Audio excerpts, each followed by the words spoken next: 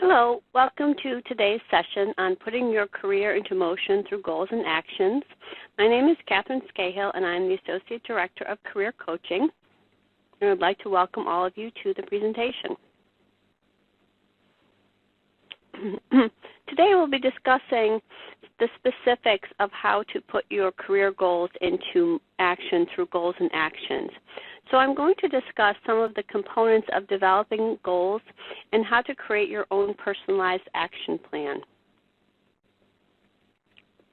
Before embarking upon any goal-driven activity, it's important to do a little research.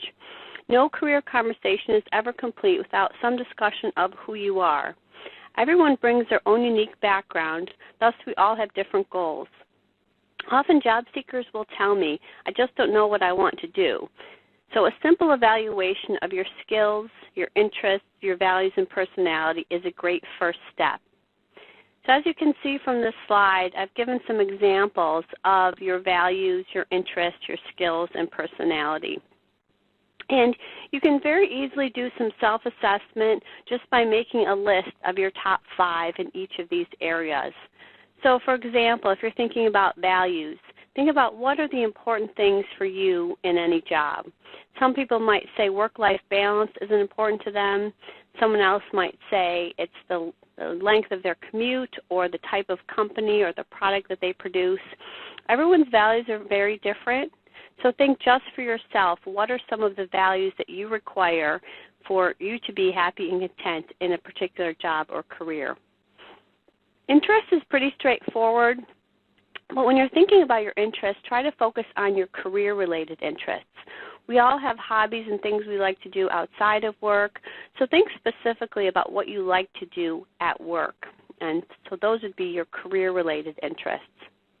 Your skills also work-related, so think about the things that you're good at. Sometimes people have trouble articulating their skills, so maybe consider something someone has told you, feedback you've gotten from a professor or a manager about what things you've excelled at. And your personality is really the type of environment you like to work in where your personality is a good fit. Sometimes someone who's a little bit more outgoing likes to be in an environment where there's a lot of interaction with people. Someone who's a little more introverted might like a quieter workspace and a quieter work environment. Some people like independence. Some people prefer working as part of a team.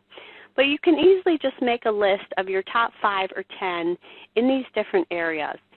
And this will be helpful information to have later because you'll need to cross-reference that against jobs of interest and also help you develop any lacking skills.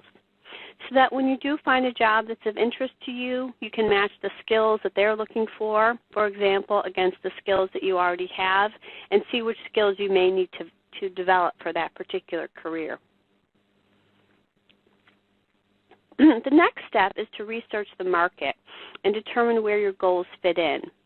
A common career goal setting process is to create a target list. And a target list can include industries, employers, or jobs, or all 3, depending on your focus. But conducting some initial research in this area will really help you focus your goals. For example, if you determine that the healthcare industry is your target, then you can identify the healthcare employers in your area. Conversely, you may choose an employer industry that is not represented in your geographic area, which may help you determine if you need to relocate or you need to find a new target. So examples of target industries would be the broadest kind of target to have. So it could be something like education. So you could say that your target is education, and maybe from there you could drill down and say your target is colleges and universities, or your target may be elementary schools, could be private schools, public schools. So there's a lot of different segments within that. So industries is very broad, and sometimes that's a great place to get started. And you certainly can have more than one industry that you're going to target. The next area to target would be specific employers. Often people will say to me, I really want to work at company X. I really want to work at Google, or I really want to work at Chase. So then you could further research that company. You can go directly to their website. You can read about their company mission statement, their products and services, see what kind of job postings they have. And again, you can reference it back to your list that you made earlier with your values, your interests, your skills, and you can see, does this company's values match my values? Do they have jobs that meet my skill set? So it's a way to help you start working towards your goals. Another target is jobs. So some people will say to me, I just want to be an accountant and I don't care what industry or what employer. And so they would just look specifically at jobs in accounting. But you can also have a target of some different areas. You could say, I really want to be an accountant in the technology sector, or I really want to be a financial analyst in the healthcare sector. So you can have goals in both areas, and that's perfectly acceptable. But doing some market research really does help you focus where you're spending your job search time, and it will help you create and articulate your goals. As you begin research, you will see where your self-exploration results intersect with your target market. So a few things to consider is, for example, if you determined in your values that you need a particular salary, and in your exploration you discovered that your target job salary is below what you need, you may need to reconsider and look into some other areas. Research some alternative jobs or industries. So when you're finalizing some of your goals and your targets, you have to do a little bit of reality check. So you have to ask, do your career plans align with the job market? Can you meet your goals in your current location? If you live in a particular geographic area and the kind of industries that you're interested in are not represented there, what is your plan? Are you going to look for an alternate industry, or are you going to relocate to that area? One really simple example is Silicon Valley. We know that there's a lot of tech companies there. So if your goal is to work at the headquarters for one of those tech companies, then you would need to be in that location to work for those companies. Alternately, you could say, I really like these companies and I'm going to find similar ones in my area. You also have to ask yourself, is your degree program right for your desired career? It's important to know what the requirements are for a particular career to get a job in that area. An example of that would be a CPA. You know, depending on where you live, and it's very state specific, in many states you need to have a master's degree to sit for your CPA, a master's in accountancy. So if that's your career plan, you need to make sure you're in a degree program that's going to get you where you want to go. Researching salaries is important if the salary is important to you. Some people, are looking for fulfillment in other ways, and other people have, a required amount of money that they have to make. So I always recommend the Occupational Outlook Handbook as a great place to research salaries. You simply Google the letters OOH, and you will find that, and there's a lot of great information on there from the Bureau of Labor Statistics. I talked in a previous slide about skills gaps. So what that refers to is you know what your skills are. You've done some analysis of your skills. You've made a list of your top skills. So if you see a job that asks for a skill that you don't have, what is your plan to address that skill gap? So just something to think about. And there's a lot of different ways you can go about doing that. You can take a class, you can do a project, and there's also going to be a lot of on-the-job learning. So you're not always expected to have every single skill an employer is looking for, but if you have the interest and motivation, aptitude to learn that skill, that will help you immensely. The next step in the process is to create SMART goals. And I love this slide because it's very simple and straightforward, but the goals listed as SMART goals, and I'll review each specific area, is to provide structure and definition with your goals. So I always recommend writing out your goals and, if possible, sharing them with someone who will support you.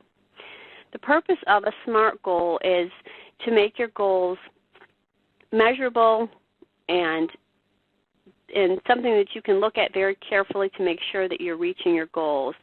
If someone says my goal is to get a job, that's a great goal, but it doesn't meet the SMART goal requirement. So if we just look quickly at this slide, and we're going to review each area, you want your goals to be specific, you want them to be measurable, attainable, relevant, and time-bound. So let's go over what each of those specific areas means. So specific goals. Some specific goals would be, for example, to gain an internship experience in banking or finance setting, right? So these goals, sometimes your goals will fit into more than one category. So a goal could be both specific and time-bound. So I'll give you a few examples of each, and then you'll notice how sometimes they can cross over into other areas. And then I'll give you some examples of using this system for personal goals. Mostly I've mentioned career and academic goals, but you can certainly use the SMART goal structure for personal goals as well. So specific goals should focus on an action or event that will take place, right? Another specific goal would be to complete your degree by a specific date, to earn a minimum GPA, to start conducting research on jobs and companies. So these are specific goals rather than to say, I want to graduate. That's a great goal. Of course, I'm sure whatever program you're in, you want to graduate. A more specific goal would be, I want to complete my bachelor's degree by May of 2015 with a minimum GPA of a 3.2.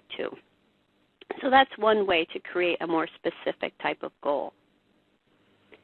Measurable goals are very quantifiable, so you can easily determine if you have met these goals. So consider putting these goals into a calendar or your smartphone, whatever kind of system you use with a deadline.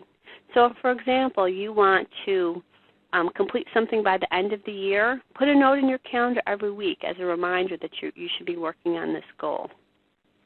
When you're trying to determine your measurable goals, you want to think about where do you want to be in 6 months, 1 year, 5 years, 10 years. So some of them can be short-term measurable and some can be long-term. And think about the types of jobs that will help you attain your personal and professional goals.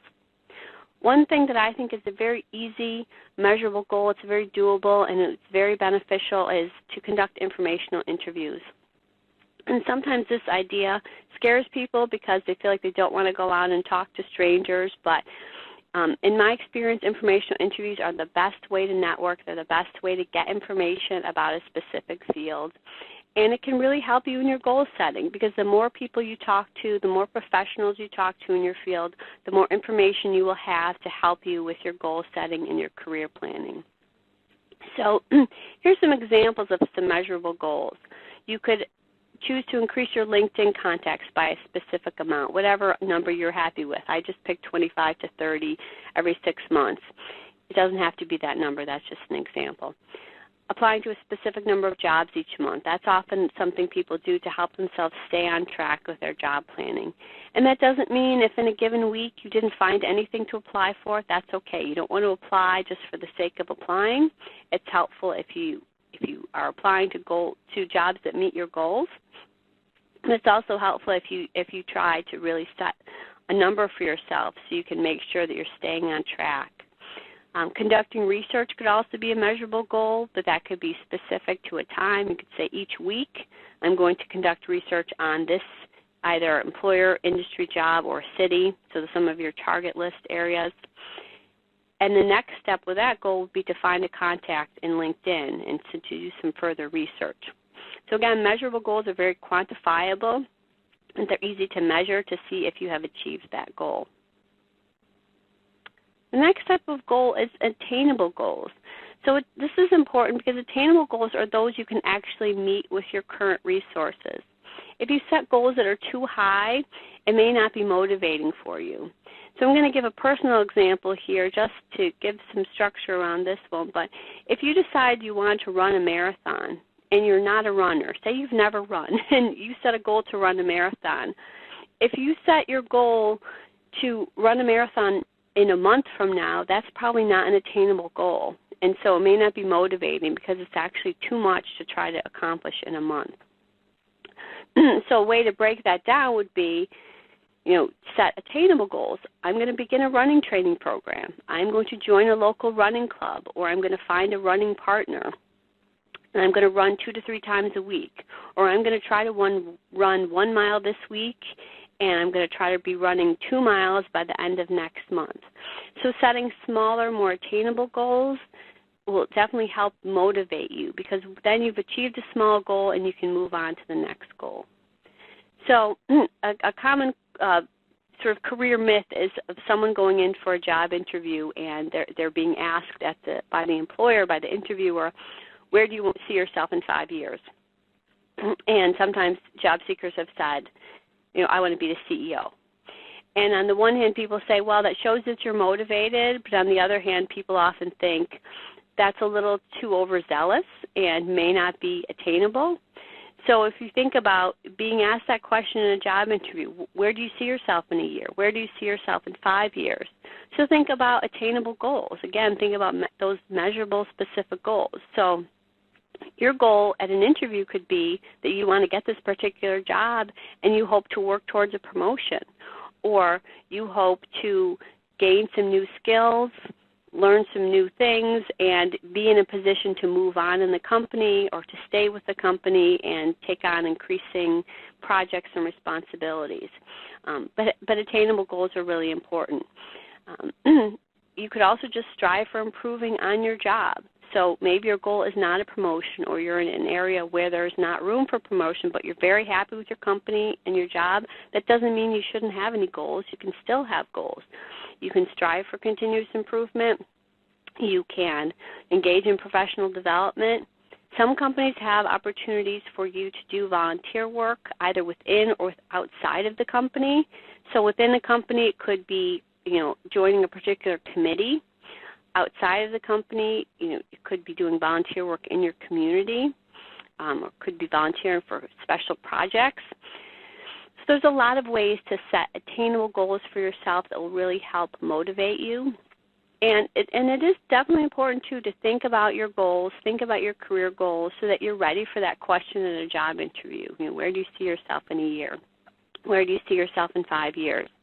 And if when you're answering that question, you can say, well, I've done some goal setting, and I've written down my goals, and here are some of the things I've come up with. That will be very impressive to an interviewer in a job interview because it shows you've really done your homework, you've really done your research. The next type of goal is a relevant goal. So these goals are related to your career plans. You can certainly have other goals that you feel are unrelated to your career plans. You can have personal goals, and that's fine. But in speaking specifically today, because we're talking about setting career goals, think about the goals that are relevant to getting you where you want to be. So, for example, you could say one of your goals is, I need to gain some leadership skill. Perhaps that's something you've heard from a manager or supervisor that you're doing a great job in your current position, but they'd like to see you take on a little bit more leadership role, or they'd like to see you take on more initiative. So there's ways you can create relevant goals for yourself. If you're not in a job or a company where that's an opportunity, you could participate in community organizations to gain additional skills.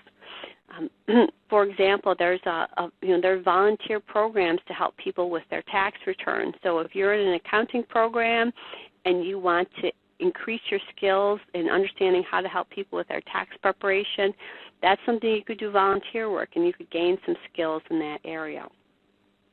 You could also take courses, join professional organizations, or evaluate any continuing education options. So you may be in your program and you're planning to complete your program and then you're going to be done, or you may be considering going on to your next degree. Certifications are also a great way to gain more skills and knowledge and help you meet your goals. The last type of goal is a time-bound goal. So time-bound goals are stating a specific time in which they should be accomplished. They're a little different from measurable goals because measurable goals do not necessarily have to be related to a time frame. They can be. So this is an example of goals that can cover two areas. It could be measurable and time-bound. But time-bound should have a specific time frame during which they will be accomplished. So, for example, you could say, I'm going to start applying for 3 jobs a week beginning January 1st. You could also, in your career planning, think about things like getting employer references now from your current professors or an internship. You could start thinking about working on your LinkedIn contacts on your profile and start working on that. And also, when you're thinking about your goals, I think it's important to think about, a reward system. Is it going to help you to reward yourself for meeting your goals, and what is something that will motivate you? Just like everyone's going to have very different goals, everyone has very different things that will reward them for meeting their goals. It could be something very simple. You could say, I'm going to start doing my job search planning, and I'm going to apply for 3 jobs a week, and if at the end of January I've applied for at least 12 jobs, then I'm going to schedule a dinner out with friends, or I'm going to take one day off from my job search and do something that I find fun or motivating. So it could be whatever motivates you. And also, I recommend sharing your goals with someone. So sharing your goals with someone who has their own goals as well and who's going to provide you with encouragement and accountability. So it has to be someone who's going to be positive and supportive. It could be a friend, a family member. It could be an academic person. It could be your academic advisor. It could be a professor, someone in your class, but someone who's going to encourage you, who's going to support you.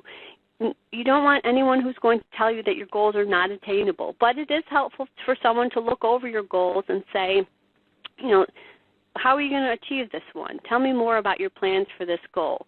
So to have someone to bounce some ideas off of, and that will really help you in meeting your goals when you've shared it with someone else, and you're going to check in with that person regularly.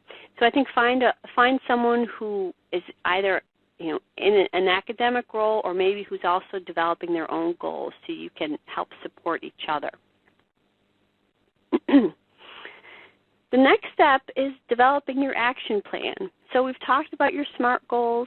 We've talked about understanding your values, your interests, your personality. We've talked about doing some research for the market. So what's next is you need an action plan. And action plans do not need to be complicated. They can be very simply something like this. I found this image online. I thought it was perfect because an action plan is just these things. It's the what, how, who, and when, right? So what are you going to do? How are you going to do it? Who are you going to use or help? Who's going to help support you? And when are you going to get this done? So some of these kind of cross over to the SMART goals. So thinking about that and thinking about your action plan. But here's some examples of things that could be in your action plan. So let's review each piece, and then you can very simply create an action plan on your own. So you could either do it in writing, you could do it in a notebook, you could make an Excel spreadsheet, you could make a Word document. But an example is, so what is the first part of your action plan is a job search checklist, and I'll provide you a sample of that at the end. And how are you going to go about doing this? So how are you going to go about, say, for example, searching for a job? I say with the job search, it always has to be a multifaceted approach. There's not one specific way that's always going to get you a job. Everyone finds jobs in different ways. Some people find them from job postings. Some people find them through networking, professional organizations, job fairs. There's a lot of different ways that you can find a job. So it's important to divide your job search time up and have a lot of different avenues that you pursue. And if you find that one of them is not working for you, then you stop using that particular method and you spend your energy in other places. The who of your action plan would be employers you've identified through your target list, and it could be any contacts that you have. So thinking about who do you know professionally, who are people that you can talk to, who are people that you can network. And the when gets back to your SMART goals, specifically the time-bound goals and the measurable goals. So when is this going to happen? It's going to be based on what you came up with your SMART goals timeline. For your job search checklist, and that was, I'm just going to actually jump back one slide. So this is the what of your action plan is your job search checklist. Some things you want to start doing when you're getting ready for your job search planning and thinking about your career goals is have your documents ready. So have your resume and cover letter. You may not need a writing sample. It's not that common that employers ask for it, but sometimes they do. And for a writing sample, I just recommend you can use a paper that you've written for school that you've gotten a good grade on. That's certainly a great way to start. And generally, they're just looking for something rather short, 3 to 5 pages at the most. But it's good to have that. So if you find a job that you're interested in applying for and they say, please send a resume, cover letter, and writing sample, you have something that you know that you could use. Even if you could just mentally identify, what would I use as a good writing sample? And usually the content is not as important. It's just they want to see how you write. They want to see your communication skills. Your references are definitely something you want to have ready for when you start looking for jobs. And your references is really just the names and contact information of people that can speak to you should an employer want to call for references. So it could be a manager, a supervisor, a previous manager, it could be a professor, but someone who can speak clearly to an employer about your work ethic, about your skills. Generally, you don't want to be a friend. It should not be a relative. But think about that in advance. Occasionally, a job will ask for references with the application materials. So you want to be sure that you ask people that you might want to use as references sooner than later. You know, it's best if you start to think about who would be 3 good references that I have. Often people don't want to use a current employer if they're currently employed, which is understandable. If you don't want them to know that you're looking for another job, you generally would not use your current employer. But perhaps you have someone in another department or another area of the company who you could ask. You may need a transcript. Some companies do ask for transcripts, so just know in advance where you can get those.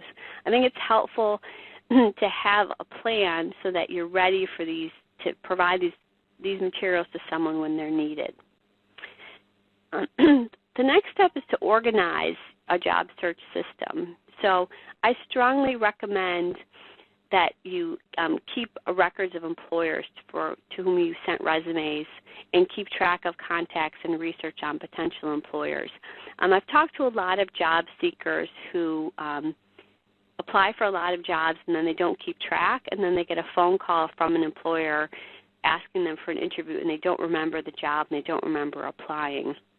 So it's good to think about what is your job search system going to be right now. And again, it could be as high-tech or as low-tech as you want it to be. It could be just you keep track in a notebook, you write it on your calendar, or you could keep an Excel spreadsheet of where you've applied for positions.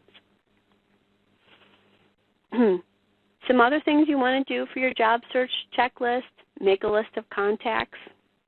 Some people call this the networking mind map, but it's thinking about anyone that you know, your family, friends, acquaintances, students, professors, anyone who can contact for support with your job search, helping you with leads, openings, or information.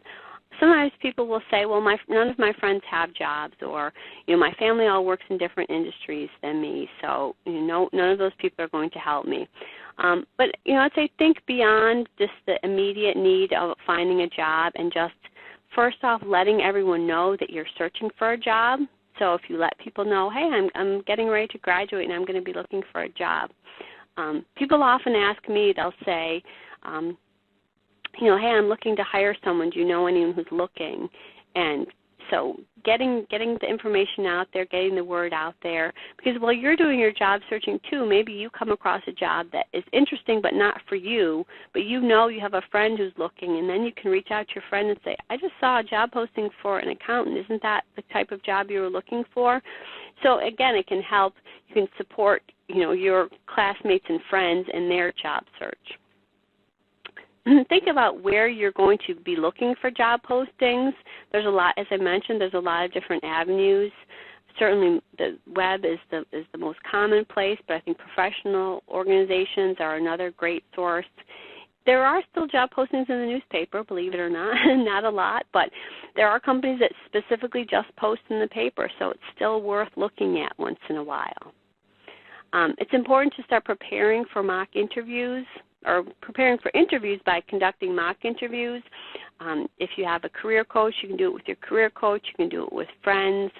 But interviewing is like a performance, and you really have to rehearse for it and be ready to to interview. So it's good to have all of these things, your list of contacts, your job search materials, have them ready before you start the process so that you're prepared for the whole interviewing process once it begins. I had talked earlier about a multifaceted approach to the job search, and so some of my suggestions were, again, the informational interviews is a great way to start gathering information, meeting people. So a great first step. Job fairs and conferences are also another great opportunity to meet people.